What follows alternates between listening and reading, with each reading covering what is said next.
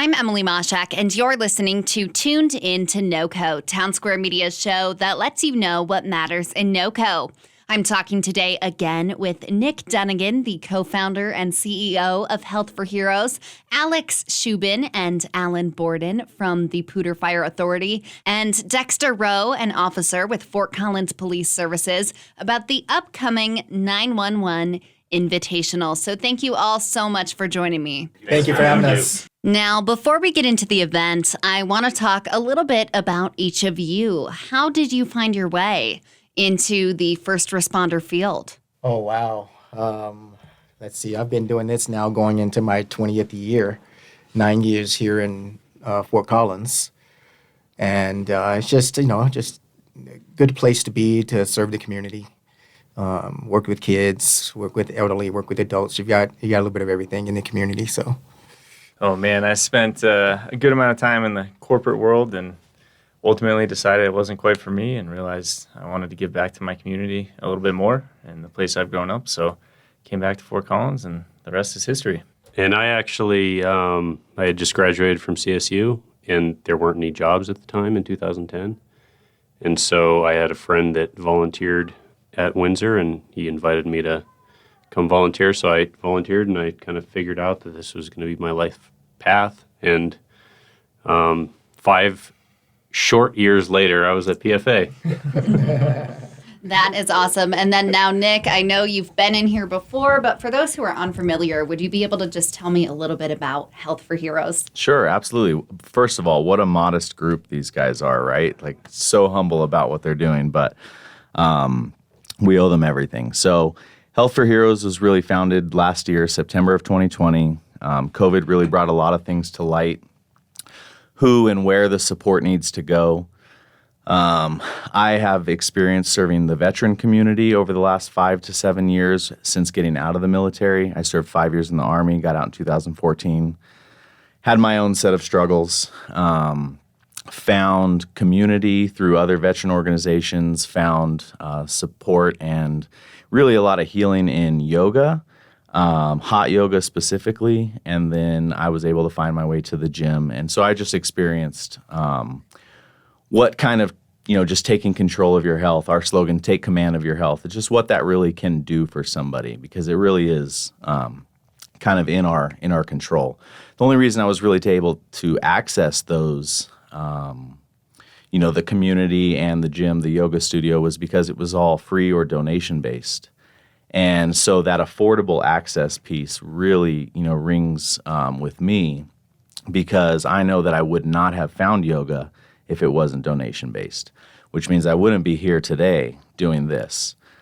So making things affordable for the people that, really could benefit from it and use it. And then, these folks go out every day in the community and show up and do dangerous work and, expose themselves to traumas. And we just really wanted to give back to the first responders here. The veteran community is near and dear to our heart. We saw a lot of overlap between veterans and first responders, both in veterans becoming first responders, but also in their shared traumatic experiences. So we really felt, compelled to give back to this community that gives so much to ours. So Health for Heroes was born. My co-founder, Mary Scott, and I had a lot of barefoot meetings at Spring Canyon Park, walking through the grass, talking about what we wanted to do and how we wanted to do it. And this is kind of what came to fruition, Health for Heroes.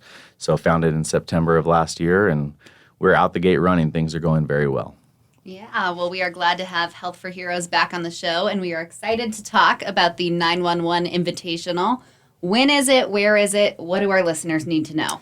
So 911 Invitational is a co-ed recreational sports day that's being hosted with Health for Heroes, along with Poudre Fire Authority and the Benevolent Fund, which is a FOP nonprofit. And Poudre Fire Authority is representing Local, it's the 1945 Foundation, which is our union 501c3. Yeah. So basically what we do is we hold fundraisers throughout the year, and this is one of these fundraisers, in order to give back to our community, basically, our first responder community, for people that are in financial hardships, whether it's due to sickness, injury, health, or death. which happens obviously in our profession. So that's why we do it. This is our first, what we hope to be an annual sports co-ed recreational fun day, when we're going to have co-ed softball, cornhole, 3-on-3 basketball, and volleyball. And we're also having a CrossFit tournament that will be happening that day, and then some other things that are taking place that day are. But yeah, it's going to be a fun day in the park. We rented out Rollingmore Park. We're hoping to have a ton of people there. We've got multiple food trucks, a band. We'll have SWAT vehicles. We'll have fire engines there. And hopefully just a day of sports and fun. And then all the proceeds are going to be split between our 3 foundations here. So they'll all go right back into our community and to our first responders and our veterans here in our community. So it's going to be fun, and we're hoping this is a big deal and becomes a big deal every year. I think that this is just a really good opportunity. Again, given everything that's been going on in the climate of our society as a country, this is a really good opportunity. Low cost of entry. It's $25 a person, team entry though, to come out and really show up and showcase your support for the first responders in this community. By showing up to this event, you are saying, I'm here. I am publicly admitting that I love and support these guys. And I think it's a really great, fun opportunity to be able to do that. Yeah, it sounds like it's going to be a great day. And I know our listeners will want to get involved. How can they sign up? How can people register? So it's healthforheroes.org/911. We'll take you right to the ticket link. There's information on that. But it's team registration. So someone's going to have to play team captain, gather all the funds from your friends or coworkers, and register the team. You'll be able to create a fun team name and all that great stuff. And it's just going to be an all-around fun day.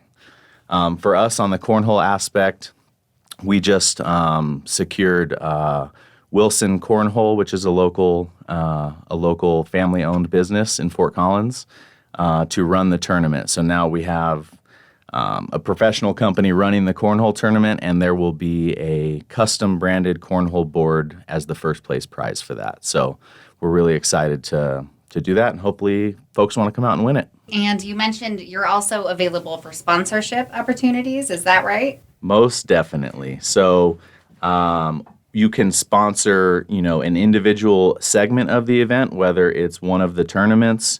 For cornhole specifically, I have a couple different sponsorship opportunities, but I think anyone who's interested in sponsoring this event can just contact the FOP. We'll be able to provide, that email address, or let's say it. CO Lodge 3 Fund, FUND, @gmail.com. Or you can do the website at FOP3benevolentfund.com. Either way, I get those messages, and we'll be able to answer back to them right away.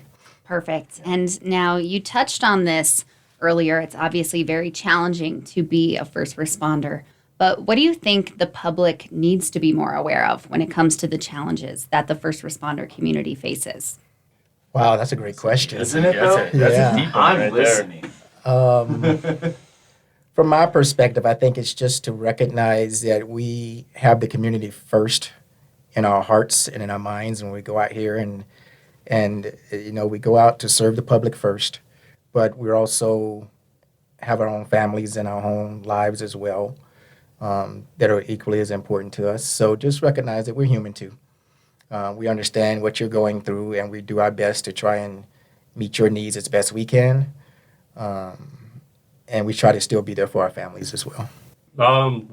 Unfortunately, suicide and mental health issues are very prevalent in both the fire service and the police services. So this is just a way that we can kind of have some fun, and we'll definitely have some teams together out there.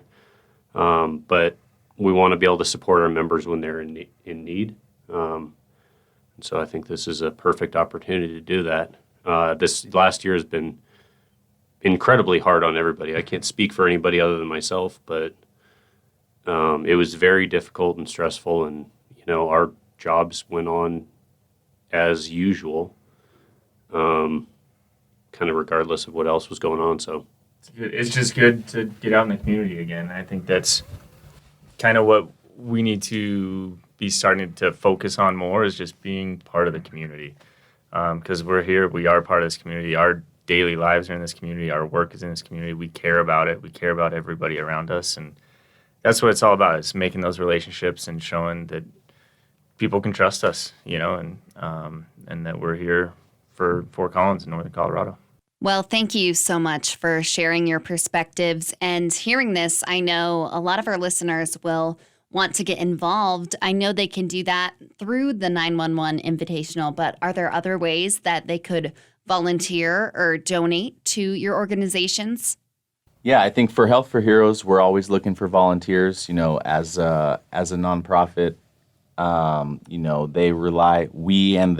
nonprofits really rely heavily on volunteer support because it's, the overhead. We try and keep the overhead down, how much money we're spending on keeping things going. So volunteers are a core aspect of almost any nonprofit. So for us, we're looking for it. You can go to our website. There's an easy way to get involved. You can follow the prompts, healthforheroes.org/get involved. There's a way to sign up and become a volunteer. If you want to donate or check out anything we have going on, really our website's the place to go. It's very up to date. So that's Health for Heroes. Yeah. But I know you guys. Yeah, I'd say for the 1945 Foundation, the biggest thing you can do is come to this tournament, come play, come hang out with us. Obviously, we'll always take donations to the foundation, and that's kind of how we survive because our main focus is to get money so that we can get people to mental health or to rehab or whatever they need when they need it.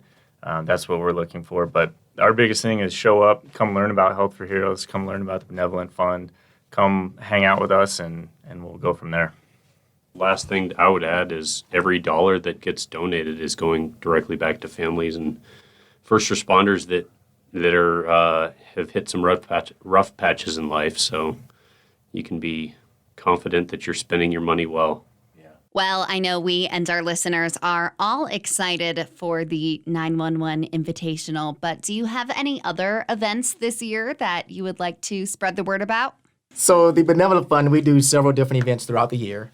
We have one coming up here at the end of July. It's actually a comedy show. A commander in Boulder is also a comedian. His name is Vinny Montez, and he will be at Sundance July 31st. Thank you. Doing a performance for us. And there's going to be specialty drinks. There's a meet and greet with him. And he is just a hilarious comedian. So that is another one. And then in probably around November, December, we'll be hosting a Dance with the First Responder. So I may be calling on you to come and dance with the first responder. And it's a lot of fun. So it's just another fundraiser that we put on, again, for the whole point of raising money to give back. So Health for Heroes, we are all in on this 911 Invitational. Like I said, we were founded in September of just last year. We're here to support the first responder community.